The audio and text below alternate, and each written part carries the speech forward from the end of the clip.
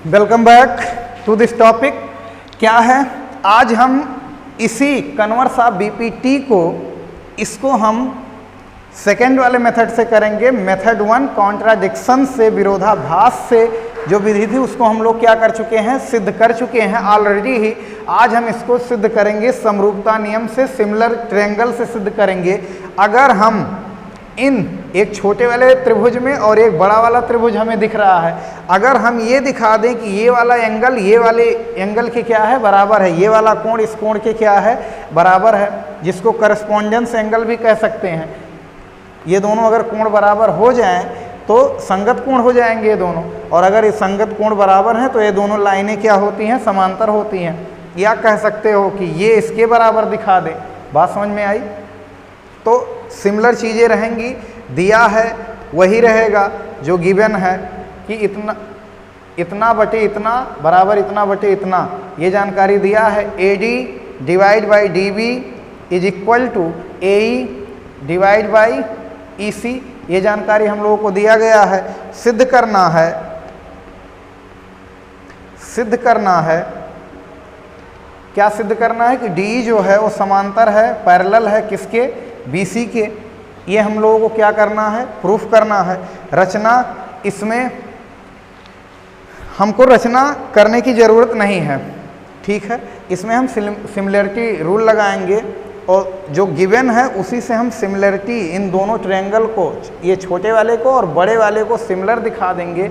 और सिमिलर जब हो जाते हैं दो ट्रायंगल तो उनके संगत कोण भी क्या हो जाते हैं, बराबर हो जाते हैं। और अगर संगत कोण बराबर हो गए, यानी ये तो कॉमन है दोनों त्रिभुज में, छोटे वाले में और बड़े वाले में, अगर इसको हम इसके बराबर दिखा दें तो तीसरे के अपने आप बराबर हो जाएगा।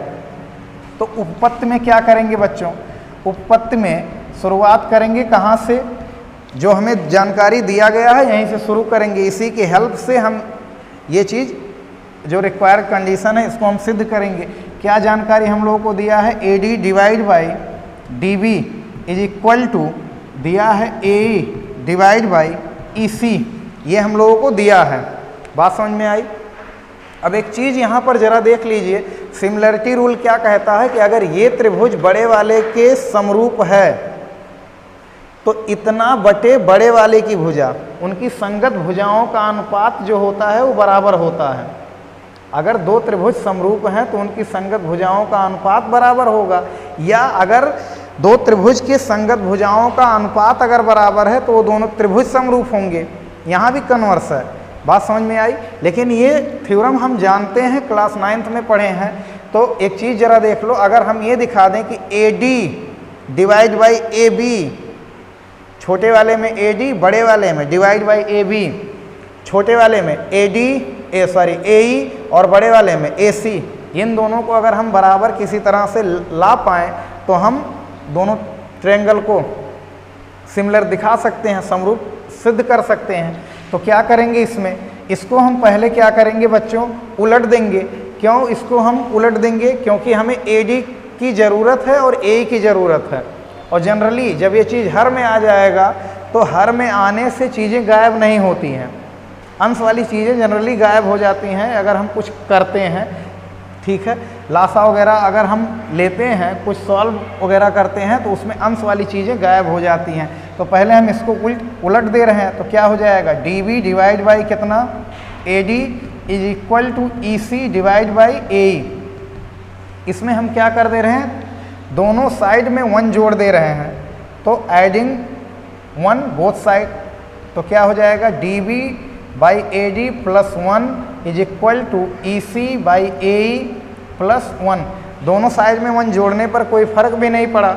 अब जरा देखते हैं, यहाँ LCM जब होगा तो ये जुड़ेगा जाकर, तो यानी ऊपर हो जाएगा, न्यूमरेटर में हो जाएगा DB plus AD divide by AD, तो अपना हर में है ही, यहाँ क्या हो जाएगा, न्यूमरेटर में A हो जाएगा EC प्लस AE बन जाए AE डिवाइड बाई डिनोमिनेटर में क्या रहेगा, हर में क्या रहेगा, AE। अब जरा देख लो, DB धन AD, इन दोनों को जोड़ोगे तो क्या मिल जाएगा हम लोगों को, AB divide by AD is equal to EC धन AE, अगर दोनों को जोड़ेंगे तो क्या मिल जाएगा, AC डिवाइड बाई AE। अब एक चीज़ ज़रा देख सकते हैं इसमें, बड़े वाले ट्रायंगल में AB, छोटे वाले ट्रायंगल में AD, दो त्रिभुजों का संगत भुजाओं का अनुपात जो है बराबर है। बड़े वाले में AC, छोटे वाले में AE। अगर दो त्रिभुजों के संगत भुजाओं का अनुपात अगर कभी बराबर हो जाए तो हम कह सकते हैं hence triangle ABC similar triangle हो जाएगा किसके, छोटे वाले ट्रायंगल ADE के। बात समझ में आई। और अगर ये सिमिलर हो गया तो इसलिए हम कह सकते हैं करस्पॉन्डेंस एंगल क्या हो जाएंगे, बराबर हो जाएंगे।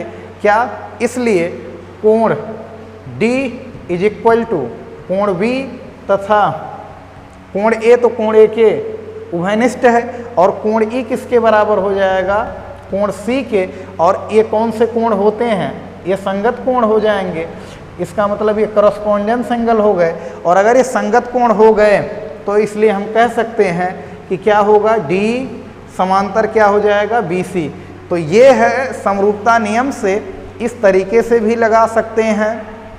इसको कॉपी और पेन लेकर नोट बनाइए, अच्छे से नोट तैयार करिए, और जो थ्योरम टफ लगे सीधा एक ही उसका विकल्प है, उसको बार बार करिए, बार बार लगाइए, बार बार रिवीजन करिए, उसको समझने का प्रयास करिए। थोड़ा थ्योरम टफ पड़ता है बच्चों के लिए। तो आज के लिए इतना ही।